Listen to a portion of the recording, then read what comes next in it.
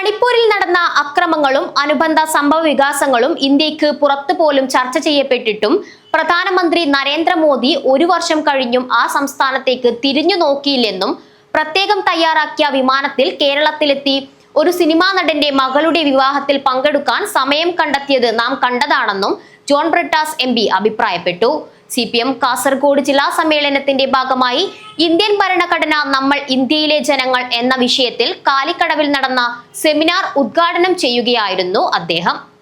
മണിപ്പൂരിൽ നടന്ന അക്രമങ്ങളും അനുബന്ധ സംഭവ വികാസങ്ങളും ഇന്ത്യക്ക് പുറത്തുപോലും ചർച്ച ചെയ്യപ്പെട്ടിട്ടും പ്രധാനമന്ത്രി നരേന്ദ്രമോദി ഒരു വർഷം കഴിഞ്ഞും ആ സംസ്ഥാനത്തേക്ക് തിരിഞ്ഞു നോക്കിയില്ലെന്നും പ്രത്യേകം തയ്യാറാക്കിയ വിമാനത്തിൽ കേരളത്തിലെത്തി ഒരു സിനിമാ നടന്റെ മകളുടെ വിവാഹത്തിൽ പങ്കെടുക്കാൻ സമയം കണ്ടെത്തിയത് നാം കണ്ടതാണെന്നും ജോൺ ബ്രിട്ടാസ് MP അഭിപ്രായപ്പെട്ടു. ക്ഷേത്ര നിർമ്മാണവും അനുബന്ധ കാര്യങ്ങളുമൊക്കെയാണ് BJP പാർലമെന്റിൽ ചർച്ചയാക്കി വരുന്നത്. ജനകീയ പ്രശ്നങ്ങളൊന്നും ചർച്ചയാക്കാൻ ഭരണകൂടം തയ്യാറാകുന്നില്ല. ഇക്കാര്യങ്ങൾ ഉയർത്തിക്കൊണ്ടുവരാൻ കോൺഗ്രസും തയ്യാറാകുന്നില്ലെന്ന് MP പറഞ്ഞു. ഫെബ്രുവരി 5, 6, 7 തീയതികളിൽ കാഞ്ഞങ്ങാട് നടക്കുന്ന CPM കാസർഗോഡ് ജില്ലാ സമ്മേളനത്തിന്റെ ഭാഗമായി കാലിക്കടവിൽ ഇന്ത്യൻ ഭരണഘടന നമ്മൾ ഇന്ത്യയിലെ ജനങ്ങൾ എന്ന വിഷയത്തിൽ നടന്ന സെമിനാർ ഉദ്ഘാടനം ചെയ്യുകയായിരുന്നു അദ്ദേഹം. ഒരു സംസ്ഥാനമായിട്ടുള്ള മണിപ്പൂർ കത്തിത്തുടങ്ങിയിട്ട് മാസങ്ങൾ കഴിഞ്ഞു, വർഷം പിന്നിട്ടു. ഇന്നേ വരെ ഇന്ത്യൻ പ്രധാനമന്ത്രി ആ സംസ്ഥാനത്ത് കാലുകുത്തിയിട്ടില്ല. ഞാൻ പാർലമെന്റിൽ പ്രസംഗിക്കും പറഞ്ഞു,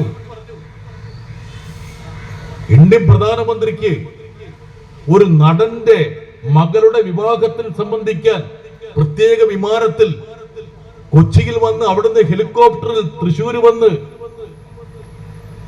ഒരു ദിവസവും 2 ദിവസവും മുടക്കാൻ സമയമുണ്ടായി.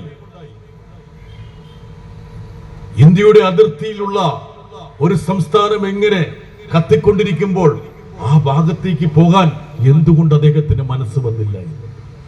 ഈ കുഞ്ഞിരാമൻ അധ്യക്ഷത വഹിച്ചു. CPM ജില്ലാ കമ്മിറ്റി അംഗങ്ങളായ VPP മുസ്തഫ, KV ജനാർദ്ദനൻ, മുൻ MP P Karunakaran, MV കോമൻ Nambiar, PC Subaida, TV Govindan, PP Prasannakumari, P Kunhikannan എന്നിവർ സംസാരിച്ചു. News bureau, Trikaripur.